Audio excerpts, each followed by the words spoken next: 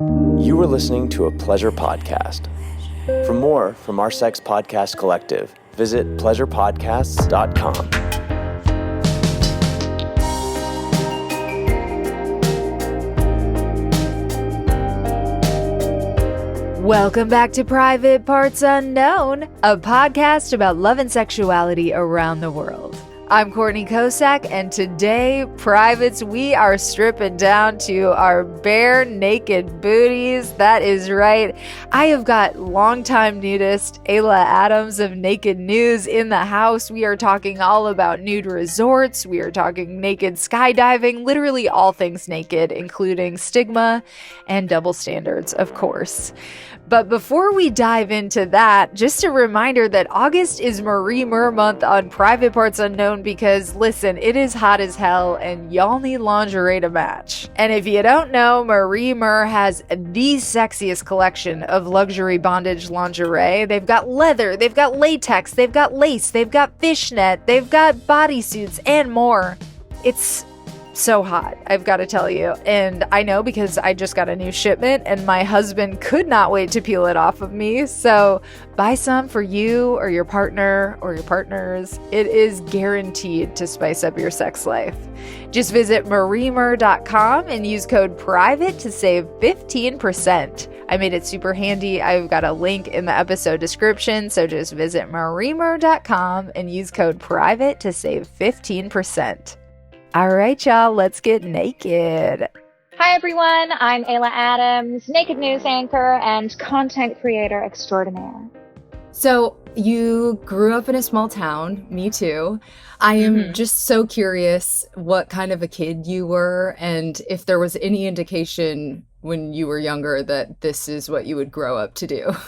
I think that there was. I was always a really wild kid, always wanting to streak at sleepovers, like the first one to be like, let's go streaking, always mooning, always just like ripping my clothes off to go skinny dipping. So I think that if you ask some of my teachers, like if they were surprised that I've ended up in this career path, I don't think anyone would be shocked. That is so funny.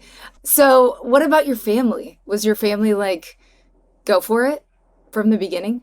Yeah, no one was ever really opposed to it. Obviously, my dad at first was like, really, you're going to be naked on the internet? Because already in when I was 16, I was already doing modeling and things like that. And I guess no dad really wants to see their daughter like that. But once he saw a clip of me in a suit telling the news, he was like, I was so proud of you. I obviously didn't watch the naked parts, but you just looked so professional. And yeah, I'm just really proud of you. I love that. Yeah. And my mom has actually been on the show before as well. I interviewed her naked. Amazing. What did you guys talk about?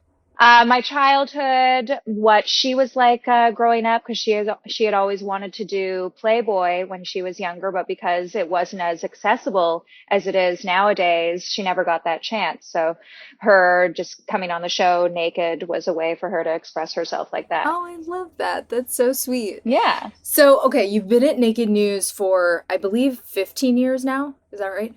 Yes, 15 years, and this year is the 25th anniversary, so I'm now the longest running anchor. It's crazy to think about. That is incredible. It's like, that is from a bygone era. People don't, even in straight jobs, they don't stay at jobs that long anymore. Yeah. I don't know where the time is. I mean, you don't look like you could have been there for 15 years, but... Thank you. It's called Botox. Yeah, I mean, same. So how did you first get started? And then I'm curious how your role has evolved over the years. Yeah, so I auditioned in 2009, and I had already done some naked acting jobs. I had done like a naked cooking show, a naked workout video, and I had heard about Naked News. And I went in for the audition. At that time, the audition paid $50. But I was like, you know what? I think I could make something of this. So I auditioned, and then basically right away they had offered me a full-time job with benefits. I had just graduated college. I was like 20, I was like 24. So I was like, okay, like why not? I had no idea that I was going to be there for 15 years. So, what were you first doing when you started? During the audition, you have no idea what your role is going to play. After I had been asked to come back, the producer approached me asking if I wanted to take over the naked workout segment, which was called Flex Appeal, because they didn't really have anybody who was really interested in health and fitness like I was. And I took that over. So now I've been writing that segment for and producing it for 15 years.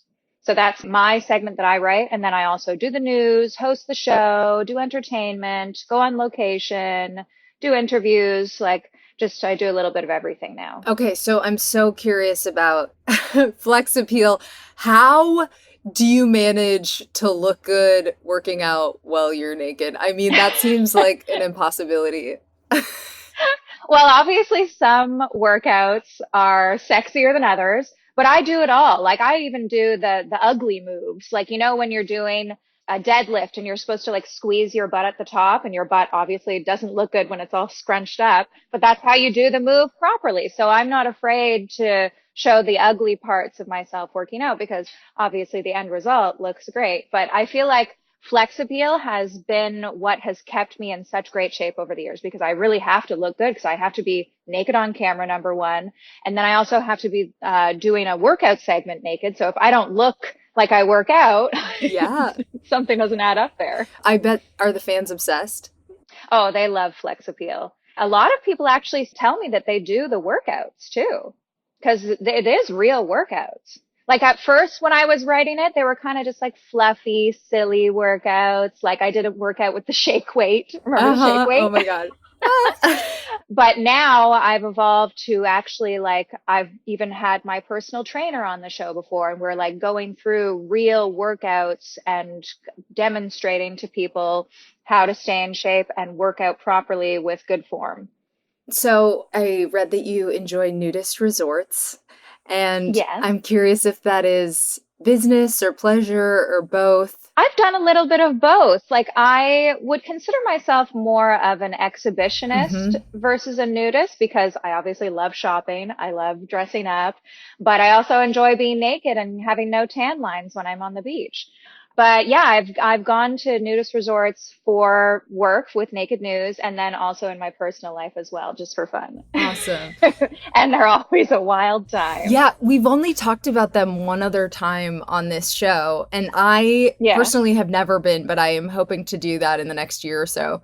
Oh, you've got to go. Give us like the experience, because I heard people aren't creepy at all. You think there might be some creepers there, but Yeah. my friend said everyone's super respectful, and yeah, what's the vibe?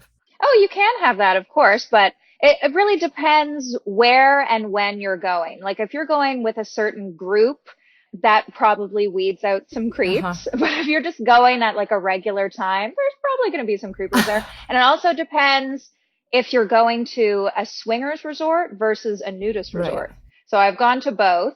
And the nudist resorts, it's more so just casual, people hanging out naked. Usually nudity is mandatory. Sometimes they're even family resorts. So there'll be like kids and stuff there. I prefer swingers resorts, not because I personally am a swinger, but it's just more of a wild, fun party vibe. And I don't really want to hang out with kids. Yeah, fair enough. So yeah, I would prefer that. But I think one of my favorites is, of course, Hedonism in Jamaica. I went to a really fun one. It's now closed down, but it was in Lanzarote, Spain. It was called Spice. One was awesome, but it closed. I've been to them in Thailand. I went to one in Costa Rica, which was really fun. I'm trying to think. Oh, like lots of places in the US, but Hedonism is the top. Amazing. What about Canada? Oh, the one in Canada that I was talking about, that's more of a family one. So it's called Bear Oaks in Ontario. Gotcha. It's still a cool place to go, but yeah, only if you want to just like hang out with kids. There's not like so many, but even just them there is kind of weird. Yeah. Sometimes I do traveling for this show. So I feel like when I go to do some of that, I should pop into one of these resorts. So I might have to Yeah, contact you when it's time. definitely a bucket list Yeah. thing. And I'm always down to go to one. So if you want to go. I also read you have done nude skydiving, which sounds absolutely wild. So tell us all about that. It was insane. I still can't believe I did that because I remember that day we had just come from, it was the 15-year anniversary of Naked News, and we had a party, like a crazy party, and I was violently hungover. So I think that's why I didn't really like think about what was really happening. I was kind of just like, oh, can we like get this over with already? So get up in the air and I have a guy strapped to my back and he's like, okay, you ready? And I'm like, yep. And we just jump out. And I remember like I couldn't breathe because it was just so like intense. And then finally the parachute deploys and you're just floating. And it was like you feel like you're so alive, like your heart's racing when you land. And it's just, oh, it was so exciting. Then watching the video afterwards, the funniest part is that your boobs like go into your body. So it's like you have like these two holes because there's just so much pressure from the air going on your body that you look like you have like two cavernous areas where your boobs would be. So I've seen people who have implants do skydiving as well, and their boobs like stay right out. But if you have real boobs, they like get sucked into your That body. is so funny. So would you do it again? Oh, I don't think so. Lately, like now I'm 36 and it's even hard for me to go on roller coasters anymore. Like I used to be such a daredevil. Like I've been bungee jumping, skydiving, used to love roller coasters, but now I'm like, has this been maintained properly? So I'm like an overthinker now. That is so funny. Yeah, me too. I turned 40 and I am so risk averse. Like, Yeah. my mom was telling me about this time that she was like, "Oh, I talked to someone and they said you hitchhiked when I was a teenager." And I was like, "What? Yeah. What was I thinking?" Like, I would Yeah, never. I hitchhike too. I know. I would never do that now. Why are we so lame now? I think we're just safe. I think we're just smarter. Yeah. Obviously, nudity is a huge part of your career.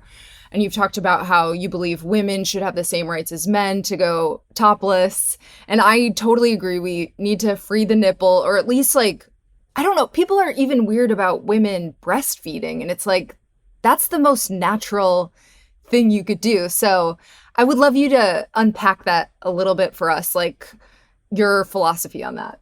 Yeah, so I just think that women and men should have equal rights. If men want to be topless on a hot summer day, women should be able to as well.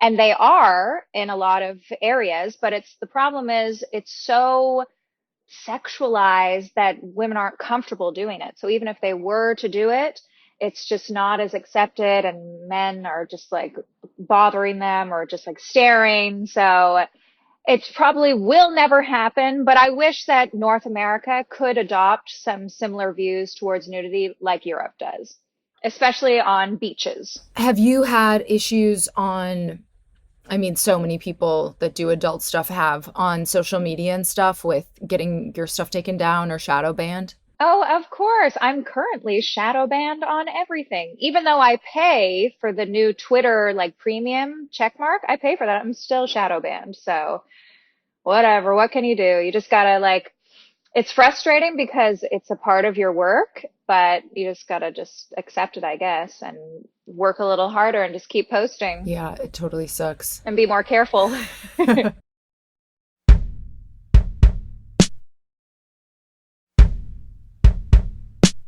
Okay, so you also co-host the Naked News Sex and Relationship show, the Bare Naked Truth, it's called. That's right. Yeah, it's a relatively new project that we've been doing. I think it's just over a year old, and I co-host it with one of the other girls at Naked News named Frankie. And we have a lot of fun with that. It's the best part, I think, is answering people's sex and relationship questions because some people's problems are just like wild. Like, what are they writing in about? One guy, what was it? Lately, a lot of people have been writing in asking what they can do about their girlfriend's body hair. So I guess there's a lot of women out there who are not shaving their armpits or keeping it clean. So that's been a common one. We had a question last week. It was a guy who was a 30-year-old virgin, and he was asking for Oh, advice on how to get out there. And Frankie actually gave really good advice. She's like, go to a massage parlor and just get it over with. yeah. Like, lose your virginity and like stop putting it on a pedestal. I totally agree with that. I feel like once Hmm. you build it up in your head, and then also, when someone meets you, it's like then they're worried about being the Yeah. person. So just totally get it over with. Yeah. Just get it. Just do it. And then once you've done it, you'll realize, oh, it's not so bad. Yeah. So you've also been a Hustler Honey, and you were on the cover of Best of Hustler. So this is like, much like your mom, grew up and I was like, yes, Playboy Hustler, that totally appeals to me. So tell us about how all that came to fruition and what that experience was like. So that was a photographer named Ellen Stagg approached me, and she was organizing a trip to Toronto, and she had also shot another, maybe you know her, Laura Desiree. She's pretty big in the adult industry world as well. But yeah, she had shot her and then reached out and asked if I wanted to do it, and I was like, of course I do. Who wouldn't want to be in Hustler? And they ended up choosing two of my photo sets on two separate occasions. So I've been featured, yeah, three times in the magazine with two different photo sets. Amazing. What was the reaction like? My fans loved it because it's such an iconic magazine, and yeah, I would do another photo shoot anytime for Hustler. Did you notice, when it went out and new Hustler fans rolling in? Oh, for sure. And another thing that was really surprising, the woman who shot me was telling me how pretty much everyone behind the scenes at Hustler is all women. I love that. Like everyone who's involved with choosing the photos, like I'm pretty sure the new CEO is also a woman as well. So yeah, it's a very female friendly magazine. I love that. That's amazing. Okay, so let's talk about a lot of what I talk about on this show is sex and relationships. And I'm curious, you've had this long career that maybe has the potential to make men jealous. Like, I just have an OnlyFans and my partner's super accepting, and still occasionally there'll be like a tiny little thing that pops up. So I'm just Yeah. curious if that's had any impact on your romantic relationships. Oh, of course it has. That has been a contention for this career, like pretty much my whole life. Of course, I've had some nice guys that I've dated in the past, but mostly jerks. My current boyfriend, though, and we've been together for 3 years, he's the winner. He's accepting of everything. He is actually like curtailed his own career to be my camera guy and kind of work with me now just because he wants to see this business be successful, and he saw like that this had great potential, and that has really exploded my my content in a much more exciting way, and the fans are really appreciating that. So I'm very lucky that I found a man who is super accepting, super cool about everything, gives me great ideas all the time, lets me use his dick on camera. So he's the best. That is awesome. How did you guys meet? On Bumble, What? believe it or not. Yeah, we met during the pandemic on Bumble and had to do that whole pandemic dating thing. And yeah, I always told my friends that Bumble was the best of all the online dating apps because I liked that women were the ones who made the first move, and it was always fun to come up with that opening line. Uh-huh. And yeah, it ended up working out for us. Did he know who you were, or were you kind of like keeping that under wraps a little bit? So usually I will tell a guy if I'm chatting with somebody like on an app or whatever, I'll tell them within like the first couple of times that we're messaging because I've had people in the past have a problem with it. So I'm like, I would rather know than waste my time even going on one date. So yeah, I'll get people who Google me beforehand, but he was like, Oh, that's cool. And I don't even think he really looked me up because he's also not somebody who's very techie. He doesn't have any social media. He barely knows how to use an email. So so he said that he claims he didn't look me up, but I'm sure he did. But yeah, I think that that's one of the reasons our relationship has worked out so well is because he's not on any social media. Because I feel like that causes a lot of jealousy in relationships. Yeah, for sure. So aside from like romantic stuff, have you faced any other kind of stigma being part of the adult industry? And I'm curious, like you live in Canada. In the US, I've noticed a big shift towards acceptance over the last, since the pandemic really. And I'm curious if that tracks for you too. Stigmas, I guess, well, we do one segment called Naked in the Streets where we interview random people in the streets of Toronto, topless. fun. So of course I'll get dirty looks doing that. I've been stopped at the airport one time where the Border Patrol went through my phone and they ended up letting me go, but I assume they thought I was some sort of prostitute. What other stigmas? It's a lot of hate online. Like I had an article recently go viral where I was flashing in New York City and the Daily Mail ended up picking it up and the New York Post. So much hate from a lot of women being like, you're trash. Like, we don't want to see that. You're like bringing down feminism. I'm just like, don't you have anything better to do? Some guy wrote, my tits were worse than 9/11. Like, some death threats, rape threats. Yeah, it was insane. That just from that article? Just from those articles? Yeah. Yeah. Oh. And it was, the article was basically a clickbait piece saying that I was flashing for women's rights, which sure, I believe that women should have the same equal rights, but it was a clickbait piece. I enjoy public flashing just because I think it's entertaining.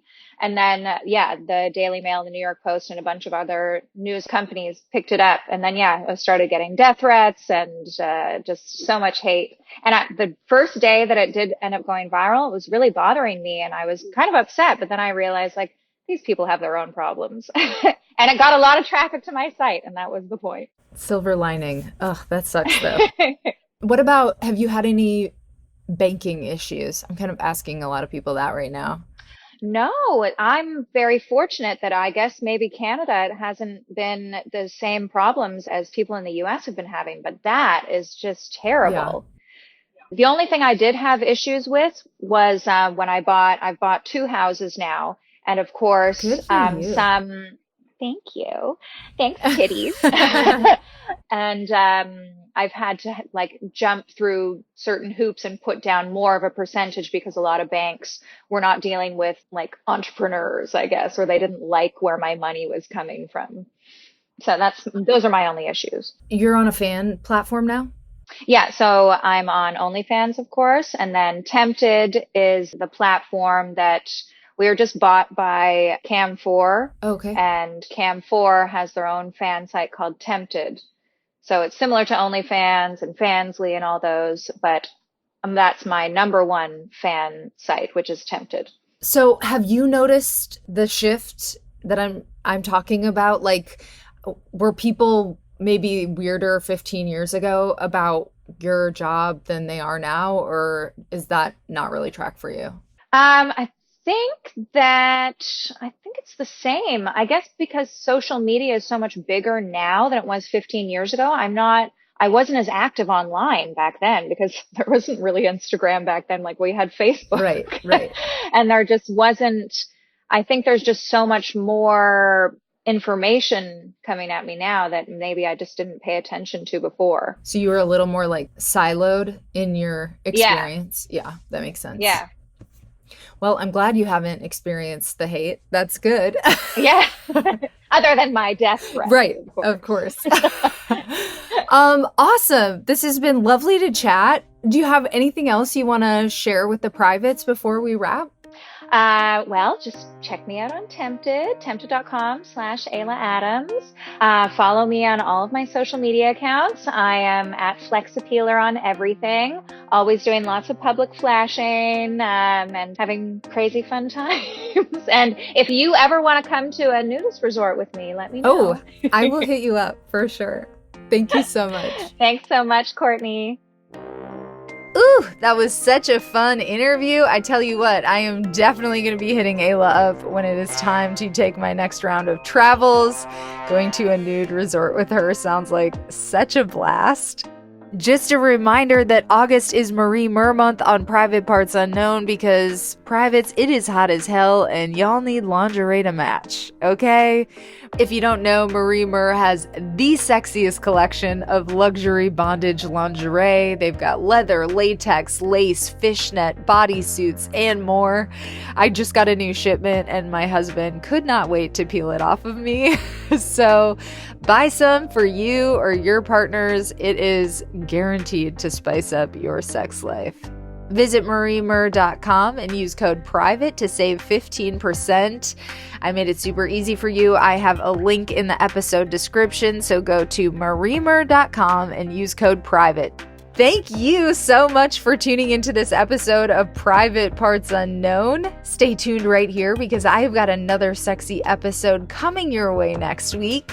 For the latest episodes, look down and make sure you're following us on your favorite podcast player now. To stay in touch between episodes, follow me at Courtney Kocak, that is Kocak, on Instagram and Twitter. And follow the show at Private Parts Unknown on Instagram and at Private Parts Un on Twitter. And hey, privates, I am shamelessly trying to hit the top 1% on OnlyFans always and forever. So if you are interested in a Playboy-style peek behind the podcast, you can subscribe to my OnlyFans account. It is onlyfans.com/CocoPeepShow. It is a super horny way to help support the show, and I absolutely love it. So if you are interested, join me at onlyfans.com/CocoPeepShow. And of course, subscribe to our newsletter, which is privatepartsunknown.substack.com. There is a link for that in the episode description. And subscribe to the Private Parts Unknown YouTube channel for the video version of a bunch of episodes. And the audio episodes actually automatically update over there now too. So head on over to youtube.com/privatepartsunknown and smash that subscribe button. Again, it is youtube.com/privatepartsunknown. And check out my other podcasts for more of my audio creations. I have The Bleeders about book writing and publishing, and Podcast Bestie, which is a best friend to podcasters trying to grow and monetize their shows. If you are a writer and you not only want to generate a ton of new material, but you want to get it published, like the viral essay for Cosmo that I read a few episodes ago, I have got the writing intensive of your dreams going down in September. I know because it's the writing intensive of my dreams. That's how I came up with it. It is called Back to School Pitch Party. And I just wrapped up the first cohort in July, actually, and my students have been wildly productive. They wrote between 27,000 and 40,000 words, and they've been getting bylines from places like the Huffington Post. I am so proud of them. So if you want to get in on this fun, head on over to my website. It is CourtneyKocak.com/teaching. Again, Courtney Kocak, last name KOCAK.com/teaching. And you can use code PRIVATE for $100 off.